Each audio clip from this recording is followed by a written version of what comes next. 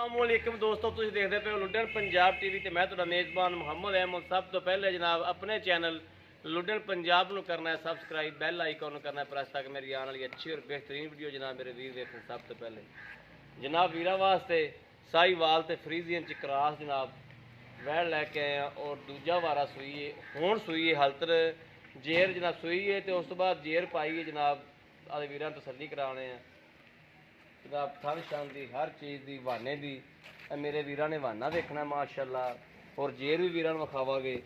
यह जनाब वाना देखना है पूरा जनाब मुठ मुठदा पूरा थाने करम वाली दा और जनाब मोटा मोटा माशाअल्लाह हर चीज़ जनाब तसल्ली करनी मेरे वीरां ने।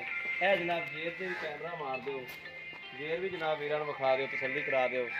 गां आके फड़ जेर नहीं मूँह मार दियो। यह जनाब तसल्ली करनी मेरे वीरां दे भरावां ने। बड़ा ही टोरो ना बड़ा ही इधर नूं। यह जनाब मेरे वीरां तसल्ली कर लेनी हर चीज़ की और अल्लाह के हुक्म ना इंशाअल्लाह जिहड़ा वीर लै जाएगा और थोड़ा जिहा जनाब साहब करेगा तो अल्लाह के खास फजलो करम ना इंशाअल्लाह दुध है जिहड़ा कोई 14 लीटर 13-14 लीटर ये इंशाअल्लाह आराम नाल देती रखेगी और मुल्लो बड़ी जायज़ है जनाब। मुल्लो भी अल्लाह के हुक्म ना इंशाअल्लाह अल्लाह नबी की बरकत नाल जायज़ ते मुनासिब होवेगी। और डंगर मेरे वीरां ने देख लिया इंशाअल्लाह अल्लाह नबी की बरकत नाल डंगर मेरे वीरां के सामने और डंगर की हकीकत भी सामने, हर चीज़ कैमरे की नज़र है, कोई चीज़ अखा तो नहीं ओझल जनाब। और साहीवाल ते फ्रीजियन का क्रॉस इहदे विच जनाब एवें दो जनाब उंगल दे सिंह है ने तसल्ली करनी है जनाब। वारा भी दूसरा है, ये नहीं भी तीसरे चौथे वारे होवे थोड़ी फूल पित तो घट है तां लगदी पई जनाब। मेरे वीरां ने इधरों भी आके जनाब तसल्ली कराओ मेरे वीरां नूं एक एक चीज़ का कोई चीज़ जनाब रह ना जाए, थल्ले बह के तसल्ली कराओ। मोटे मोटे थान ने जनाब और पावर वाले और मालक को जनाब इनकी वंड भी लेने जी। अस्सलाम वालेकुम जी। क्या हाल भाजी? ठीक हो जी। ये भाजी कदों कुछ हुई है?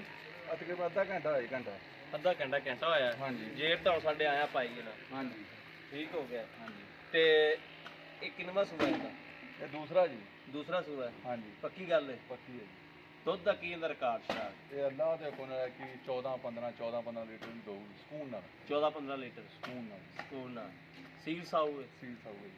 ਕੋਈ ਕਿਨੂੰ ਲੱਤ ਛੱਤ ਨਹੀਂ ਮਾਰਦੇ। ये जी नस्ल ही नहीं गई ਤੇ ਇਹ ਸੂਣ ਤੋਂ ਬਾਅਦ ਕਿੰਨੀ ਦੇਰ ਬਾਅਦ ਮਿਲਦੀ? ये एंड तक ही मिली जाती कर्मा दी ਐਂਡ ਦੀ ਕਰੀ एंड तक आप ही करनी है ਆਪ ਹੀ ਛੱਡਣੀ? आप ही करनी ਕੀ ਇਹ ਕਮਜ਼ੋਰ ਤਾਂ ਹੀ ਹੋਈ ਹੈ ਇਹਨੂੰ? ताई हुई एंड तक बस हुई है।